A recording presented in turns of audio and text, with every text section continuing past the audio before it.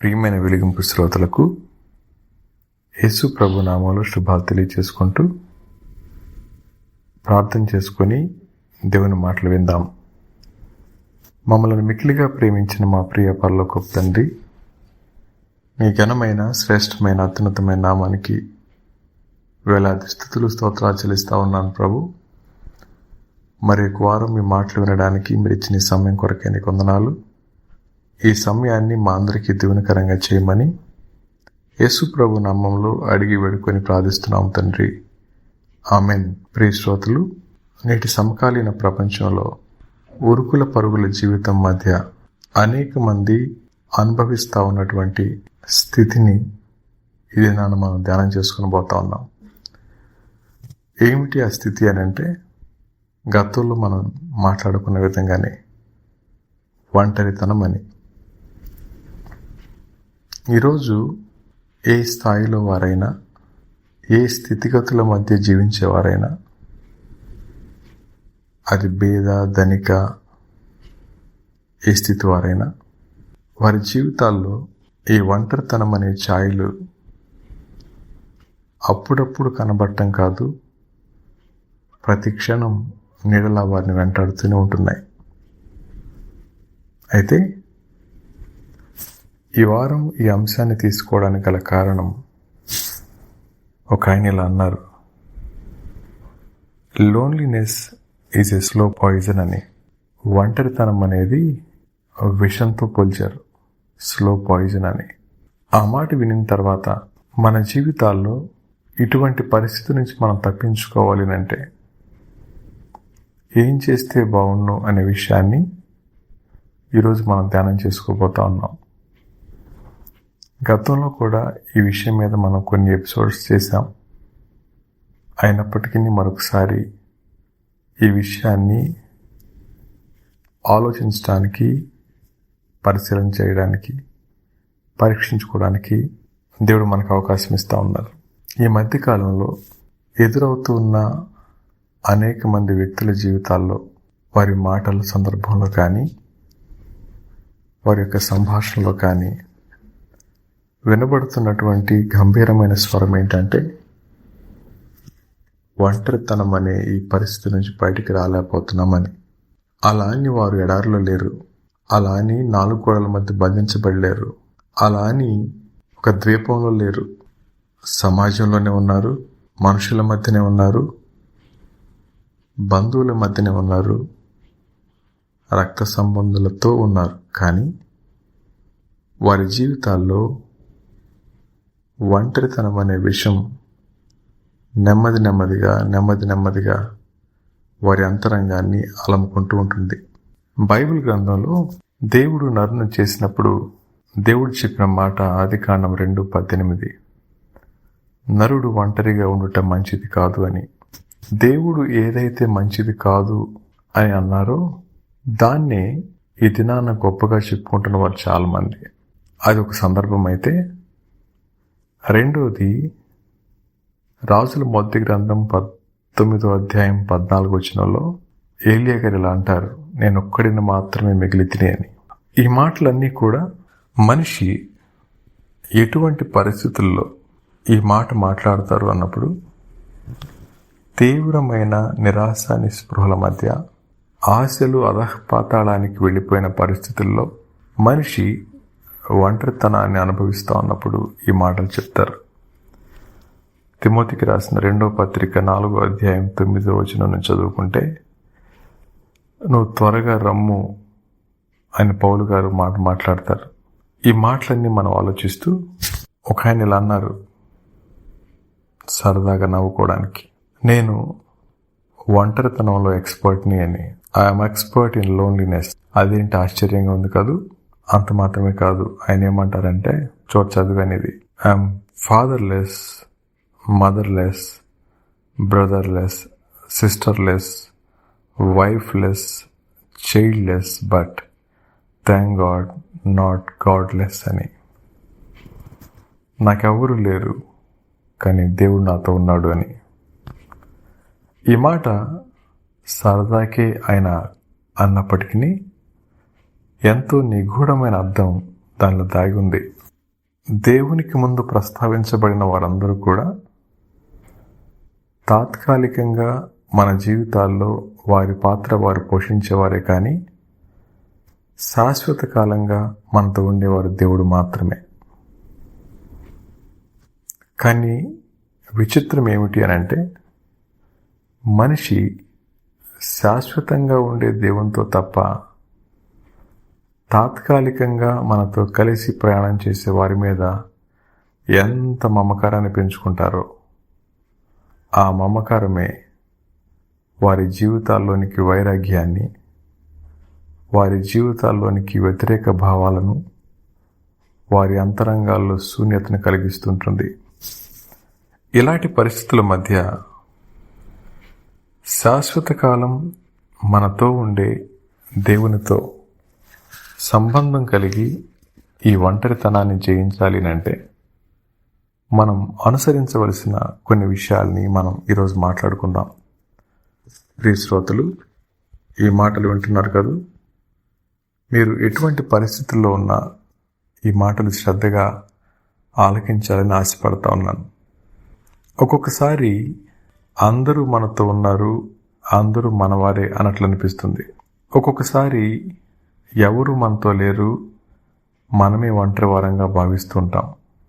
అయితే దేవుడు మానవులంగా మనం చేసినప్పుడు మనకి తోటి మానవుని స్పర్శ అవసరం, తోటి మానవుని స్వరం అవసరం, తోటి మానవుని మాటలు అవసరం, వారి ఆదరణ అవసరం, వారి ప్రోత్సాహం అవసరం, వారి ప్రేమ అవసరం ఉంటుంది, వారిచ్చే భద్రత అవసరం ఉంటుంది. వీటిలో తప్పేమీ లేదు. అయితే ఆ అన్ని విషయాల్లో మానవులందరూ చివరి వరకు సఫలీకృతం అవుతారంటే కొన్నిసార్లు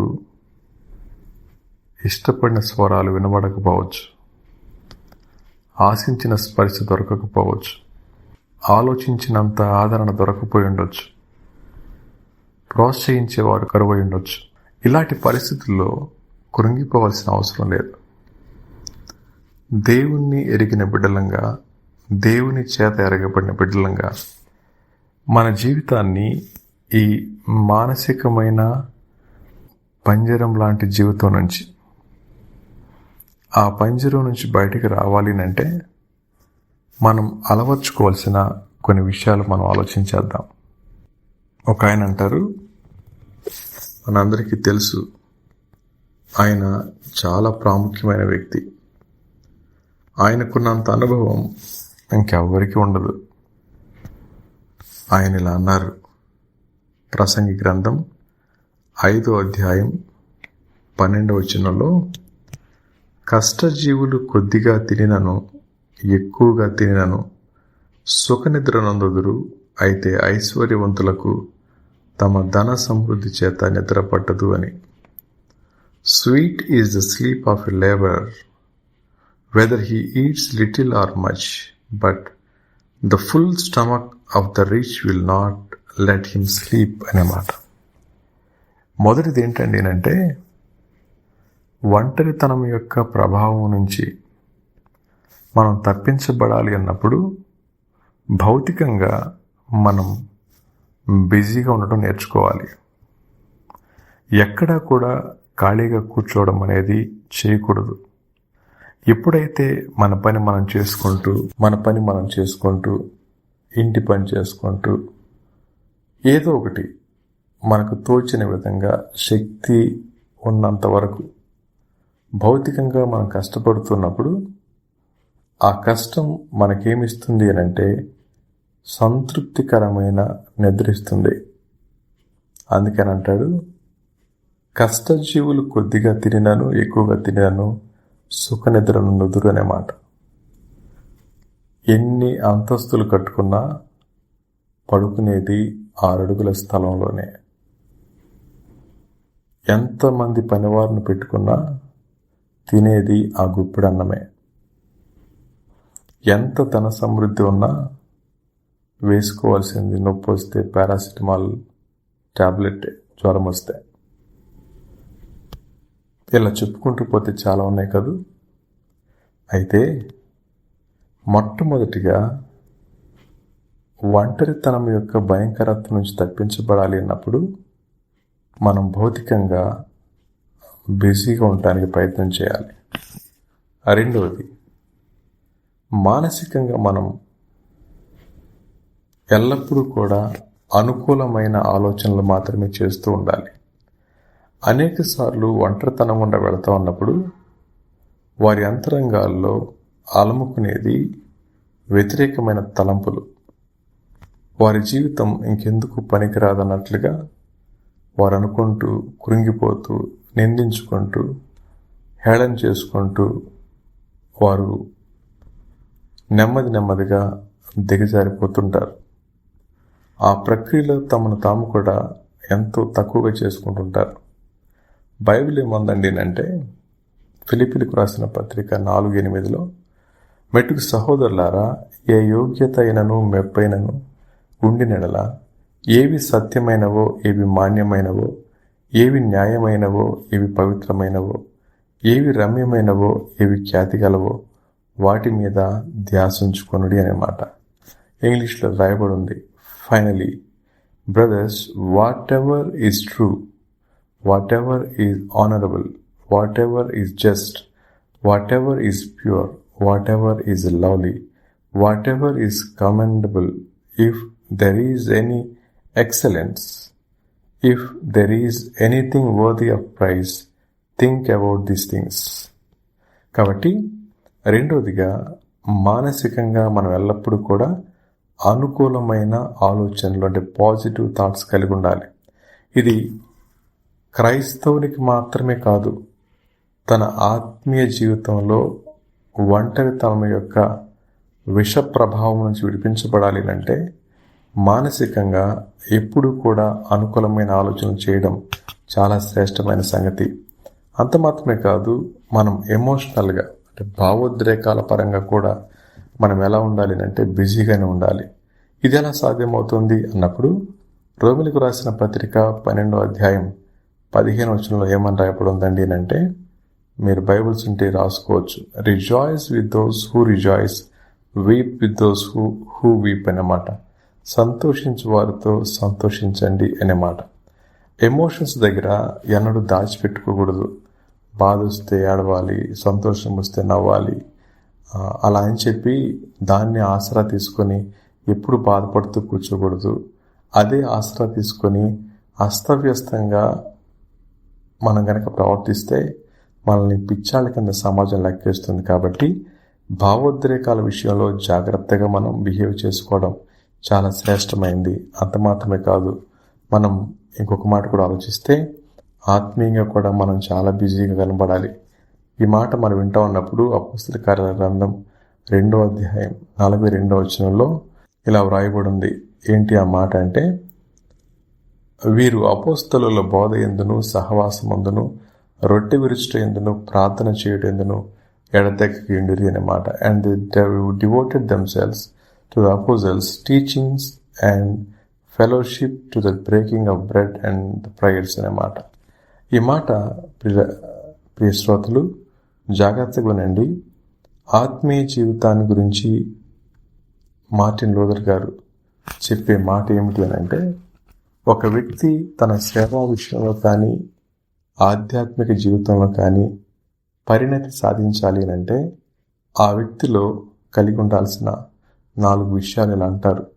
1 ప్రార్థన, 2 వాక్య ధ్యానం, 3వది సహవాసం, 4వది శ్రమ అని. ఈ అన్ని పరిస్థితుల గుండా మనం వెళతా ఉన్నప్పుడు ఆత్మీయంగా బలపడటం మాత్రమే కాదు, అనేక మందికి దీవెనకరంగా ఉంటాం. కాబట్టి మనం గుర్తుంచుకోవాల్సినటువంటి విషయం ఏంటంటే, 4వదిగా ఆత్మీయంగా మనం బిజీగా ఉండాలి. అంత మాత్రమే కాదు, సామాజికంగా కనుక మనం చూస్తే అపోస్తలుల కార్యాల గ్రంథం 9వ అధ్యాయానికి మనం వస్తే, ఆ 9వ అధ్యాయంలో ఒక మాట నేను చదివి వినిపిస్తాను. దయచేసి మీ దగ్గర బైబిల్స్ ఉంటే చూడండి. 36వ మరియు యొప్పేలు తబితా అని ఒక శిష్యురాలు ఉండెను. ఆమెకు భాషాంతరమైన దోర్కా అని పేరు. ఆమె సత్క్రియలను ధర్మకార్యములను బహుగా చేసి ఉండెను. Now there was in Joppa a disciple named Tabitha, which translated means Dorcas. She was full of good works and acts of charity అన్నమాట. అనుకూలమైనంత మేర, అవసరమున్నంత మేర, సామర్థ్యం ఉన్నంత మేర సామాజికంగా ఇతరుల అవసరతలు పట్టించుకునేవారిగా మనం ఉన్నట్లయితే మన కుటుంబాల నుంచి, మన వ్యక్తిగత జీవితాల నుంచి ఒంటరితనం అనే వ్యసనం నుంచి బయటకు రావడానికి అవకాశం ఉంటుంది. ఆ విష ప్రభావం నుంచి బయటికి రావడానికి అవకాశం ఉంటుంది. ప్రియ శ్రోతలు, విన్నారు కదూ? ఈ 5 విషయాల్ని శ్రద్ధగా ఆలకించి తిరిగి మరొకసారి విని మీరు ఆలోచించాలని ఆశపడతా ఉన్నాను.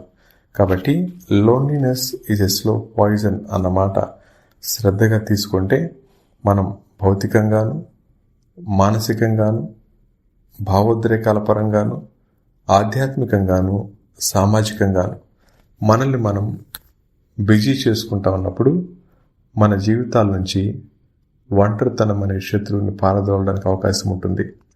అలా ఆలోచించి మన జీవితాల్లో కూడా దేవుడు అనుగ్రహించే నెమ్మదిని, సమాధానాన్ని పొందుకోవాలని ఆశిస్తూ తిరిగి మరొక వారం మళ్ళా కలుసుకునే పర్యంతం దేవుడు మనందరికీ తోడుగా ఉండును గాక. ఆమేన్.